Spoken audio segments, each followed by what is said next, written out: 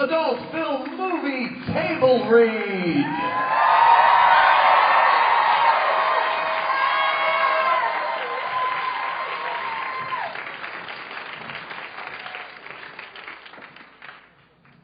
Wow. Hello. There's a lot of buckaroos out there for being a top secret show. Wow. Well, I will begin by telling the story of this important story of unproduced adult film. As the buckaroo name of Chuck, a lot of people come and they think, well, Chuck, you're just joking around a lot of times. So I will tell you one thing for dang sure.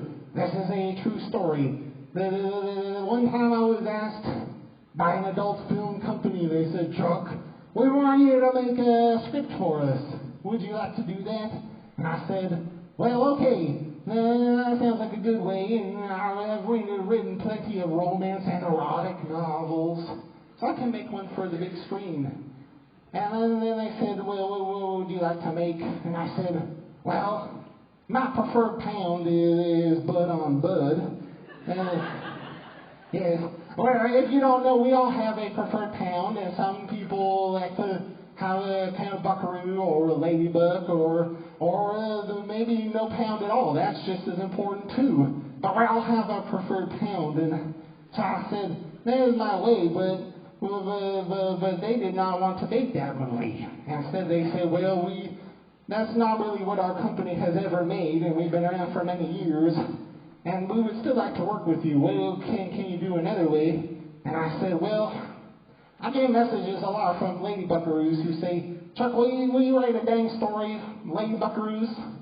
And I said, well, in the world of books, I'll let another author handle that. But I guess if I have this opportunity to make a big-time movie and be a star like handsome Bob Downey Jr. or Channing's Tatum or some other big timer, then I will write this story, and then you can make it.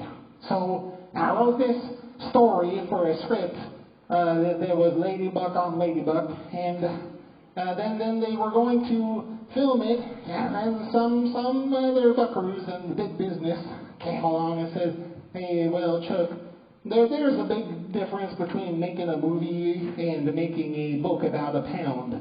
And if you write about a pound, you just need to write it, and everyone says, well, that's a nice part of that story. But if you want to go and film a pound, that's a whole other ballgame.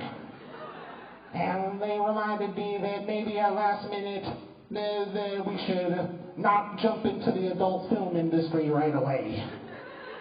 Because that can be detrimental to your career as a author sometimes, or not, but maybe in a year or so, and I will take my time with it. So this was never actually made, and the company is still kind to us, and we still talk, but that is my way of saying that this whole script that you're about to hear is the real script that was written and never produced, and this is the only time probably that it will ever be heard. So, yeah, we're in a very special audience. I have also not read it since then, so if there are spelling errors or mistakes, then I take responsibility for this way. And one last thing I would like to say, if you come away from this thinking that was a good time, or if you come away thinking, well, I am not really impressed with that way, I think I will find another way. I would like to tell you that either way, I believe love is real, and I believe you have proved love from being here and experiencing this with us, and I thank you from the bottom of my heart. And I'll say to you, love is real! Now let's prove love by seeing what we can do with this script.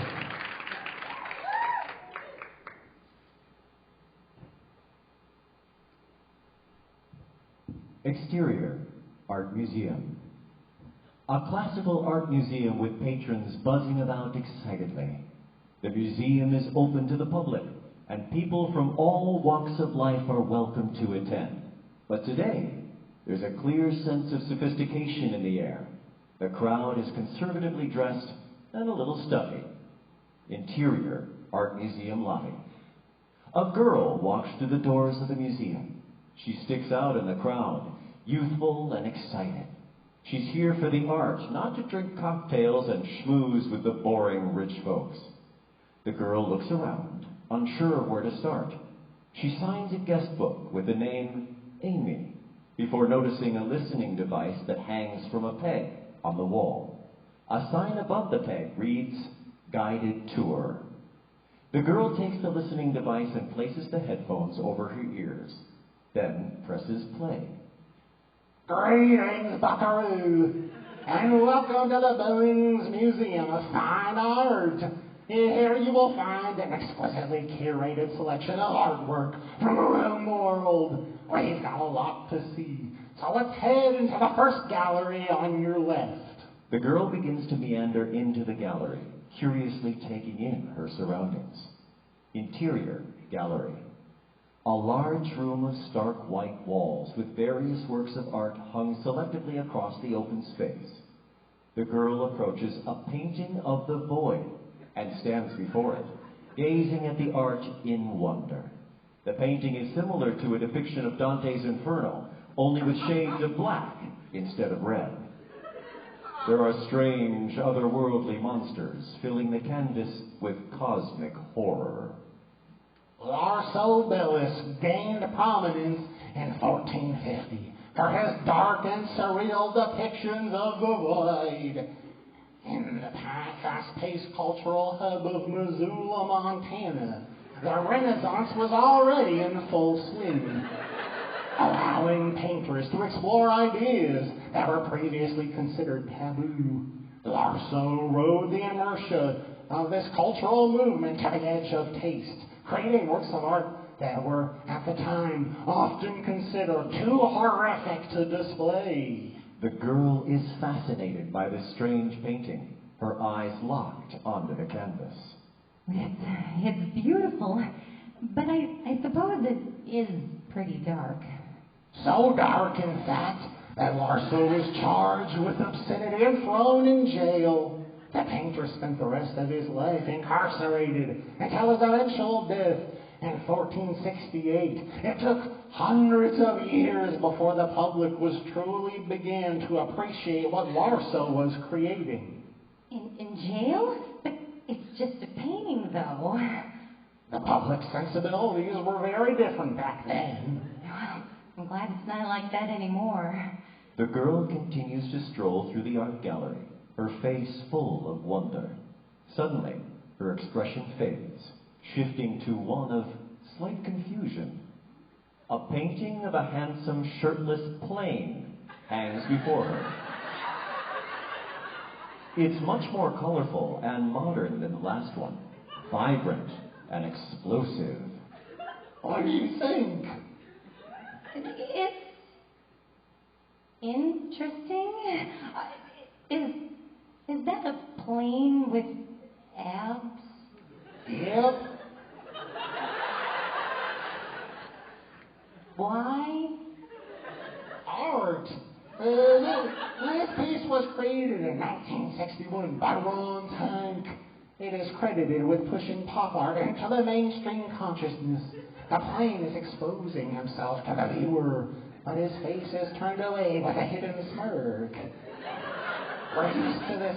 We're asked this question, are we using this plane for our own titillation, or is the plane using us for his? Well, that's a really good question. Oh, what do you think? Well, I think it's both. I mean, that's a very confident plane. I mean, he's enjoying himself. Maybe Mr. Hanks paid him well, or maybe he would just thought it would be fun to show off his abs. I don't know. That's a great thing about art. You don't always need an answer. Sometimes just having questions is good enough. The girl continues to mosey through the gallery, eventually turning her attention to a large centerpiece that she hadn't noticed until now.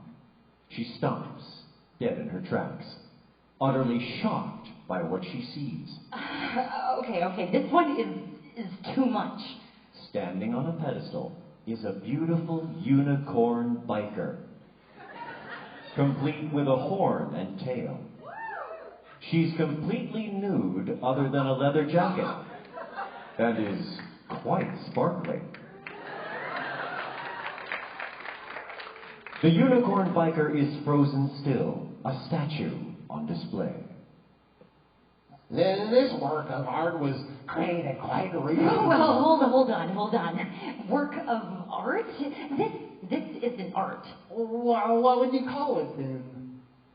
The girl considers this question for a moment. It's porn. I mean, this is just porn. There's nothing artistic about it.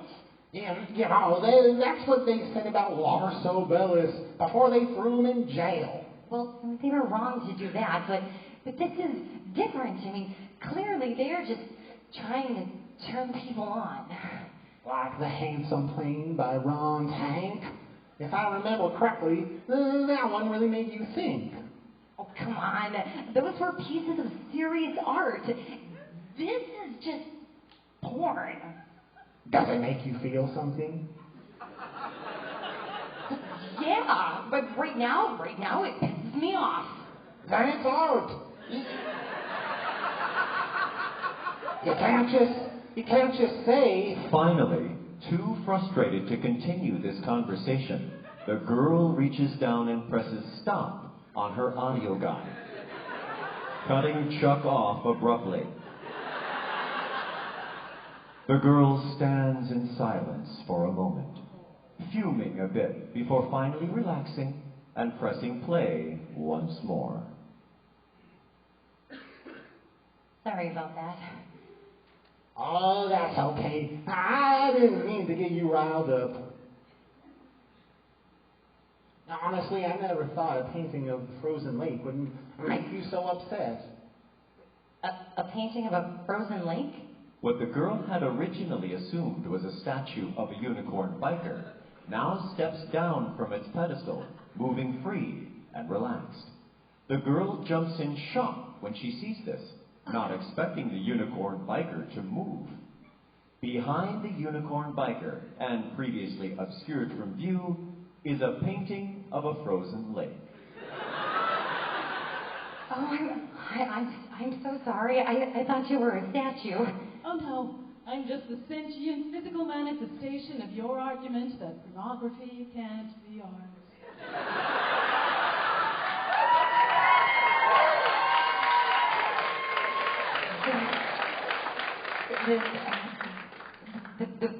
The what?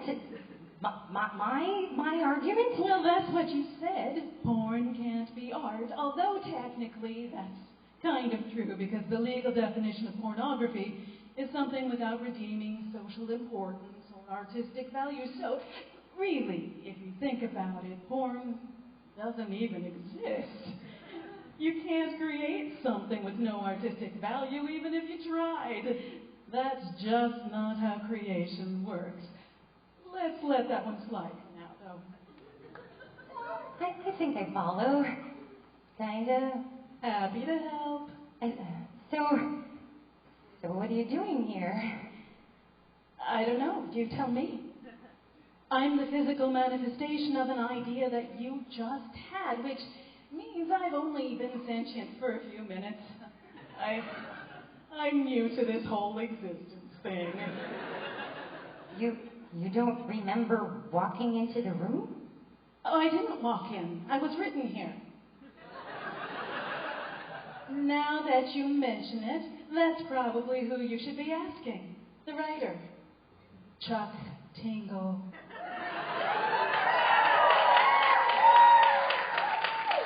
The girl glances around the room, checking out the various museum patrons as they continue to mill about. Is he here? The unicorn biker nods and taps her ear.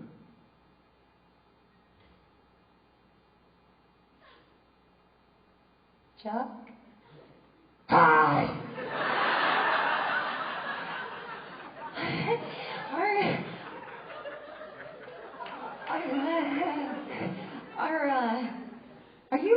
tour guide, or are you writing this?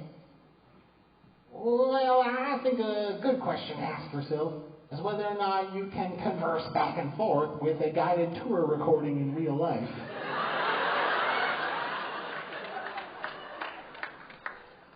Shit. Are you okay? I don't know. I mean, what does it mean to be written? It just means you're a fictional character.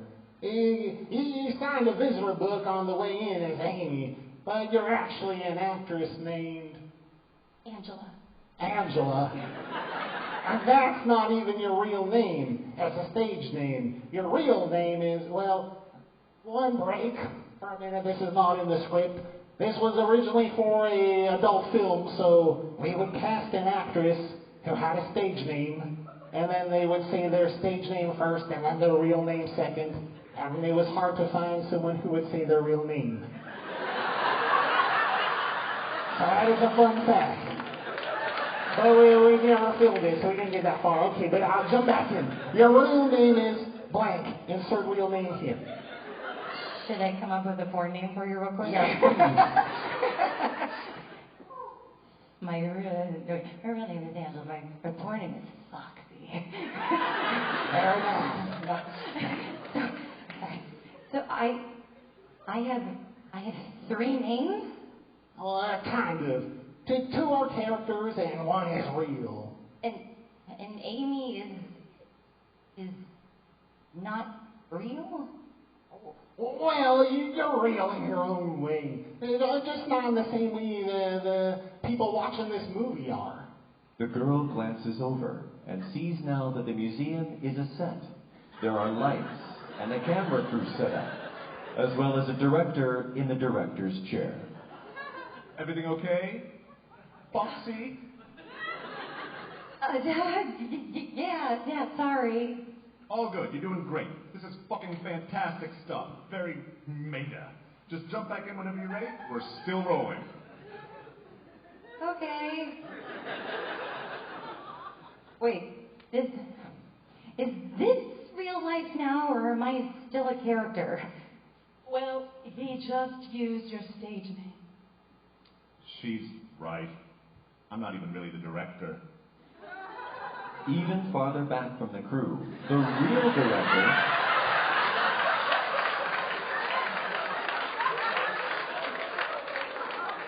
The real director appears in a director's chair of his own. I'm the director. They're right, though. This is great. Okay.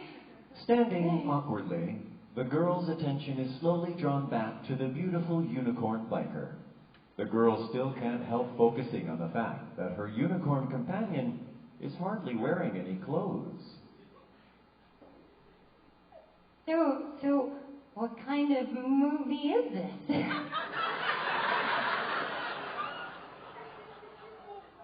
Isn't it obvious? The girl's eyes go wide with realization.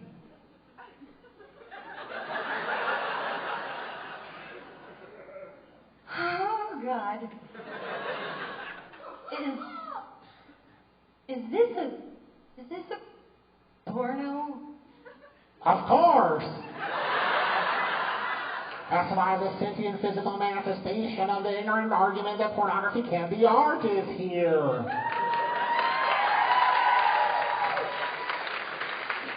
Suddenly, the entire museum is cleared of patrons. Both directors and their crew are gone, leaving only the girl and the unicorn biker standing before one another. So, do we just up now? Well, that's up to you. The two continue to stand awkwardly for an extended period.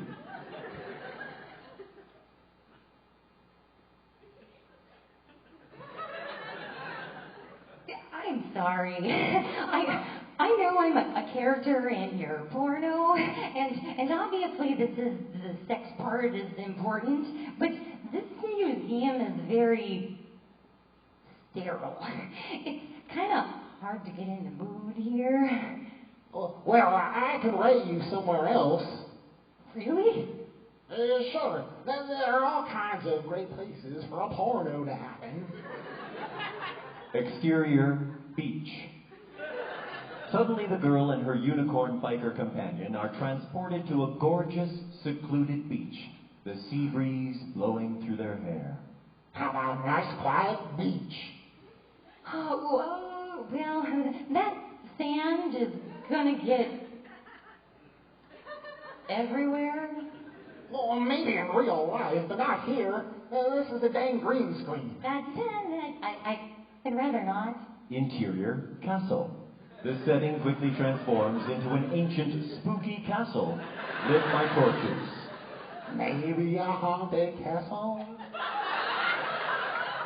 The unicorn biker notices something off in the shadows. That's literally a skeleton in the corner over there. Too scary? Yeah. Or what if I make the skeleton into a friendly giant spider? The horrific squeals of a ravenous giant spider begin to echo throughout the castle. He does not seem friendly at all. Nope. Interior, space station. Abruptly, the girl and the unicorn biker arrive at a futuristic space outpost. Okay, no spiders. How about a distant space station? The girl curiously glances around at an array of state-of-the-art equipment that fills the scene, clearly impressed. This is pretty amazing, but it's also totally ridiculous. Well, you know, that's what is great about porn. Lots of things are totally ridiculous in reality, but so much fun in fantasy. Fantasy is a safe place where we get to learn about ourselves. Well, what we like and dislike, what we want to include in our sexual exploration. And that is so important. As Chuck is explaining all this to the girl, her eyes start to wander, making their way slowly across the toned body of the beautiful unicorn biker.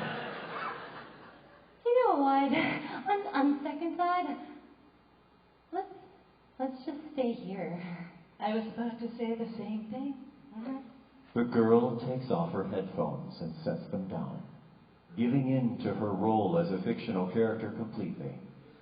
Her and the unicorn biker rush to meet and passionately kiss.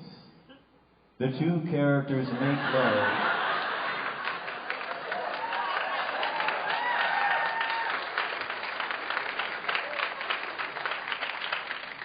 The two characters make love in their space station with all the fire they can muster.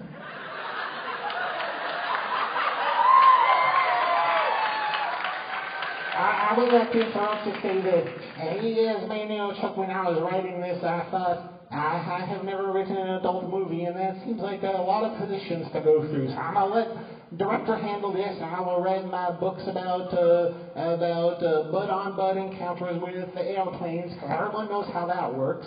And then I'll let the director handle this part of the story. So the sex part is very brief in the script. The horn's a good starting place. Yes.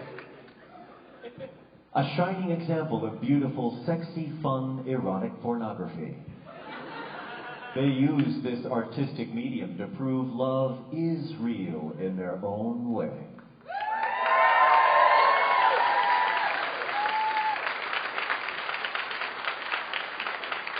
When the girl and the unicorn biker finally finish, they end up sitting next to one another on a selection of space furniture.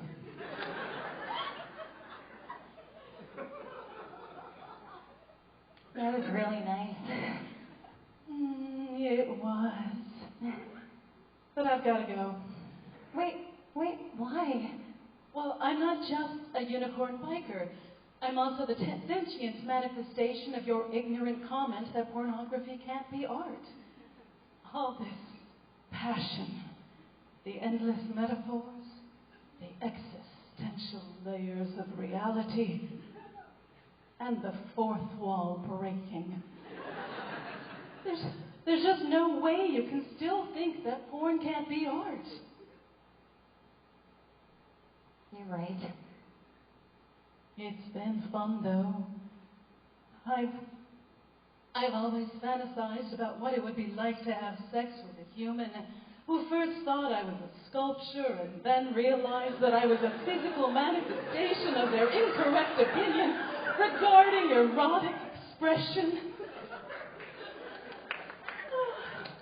There really is porn for everyone, isn't there?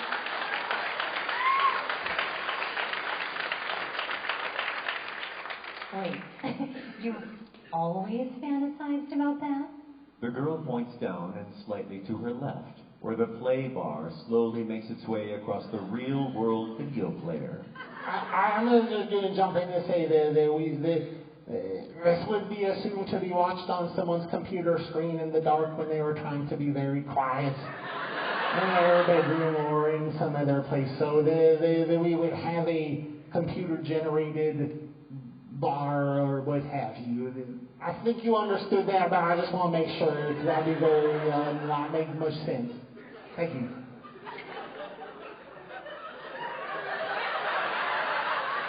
I'm sorry. Top of page 12. I did not mean to interrupt so dang much. So, according to the play bar on their screen, you've only existed for like 59 minutes. See? When the girl looks back up, the unicorn biker is gone. Oh, I'm sorry. I wasn't trying to be rude. There's no response, just the empty expanse of space all around. The girl was relaxed and playful before, but now the existential weight of what's about to happen begins to push down on her. The girl notices her headphones and puts them back on. She presses play. Hey, am I gonna disappear too? When the movie ends, yes. But what if I don't want to? I mean, there's a pause button down there somewhere, isn't there? Can I just tell the viewer to push it so I can stay here forever? That would be extremely uncomfortable. Trust me, you don't want to get stuck on pause for more than a few days. You'll go crazy. But what about rewind? Well, sure, but you can't expect the viewer to just sit there and keep rewinding this over and over again, especially after they probably already came. The fact that they haven't shut this off already is actually kind of amazing. Eventually, the movie has to end. It ends for everyone, real or fictional. And then what? I just go out like a light? Well, even though the story ends here, people will still get to watch it over and over again. And it's going to be out there on the internet forever, spreading joy, making people think and feel. That's the nice thing about art. It outlasts all of us, even when our own story ends. I suppose I'm okay with that. There is a loud knock at the space station door, drawing the girl's attention. She smiles. Besides, there's always the chance of a sequel. The end.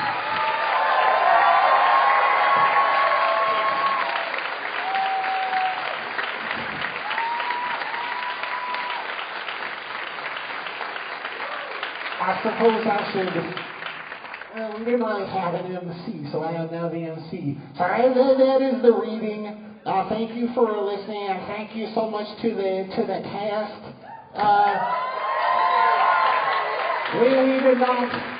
We just met out there mostly, and I feel like there was a lot of chemistry, and you could feel the push and the pull and the tension of the scenes. They're so good.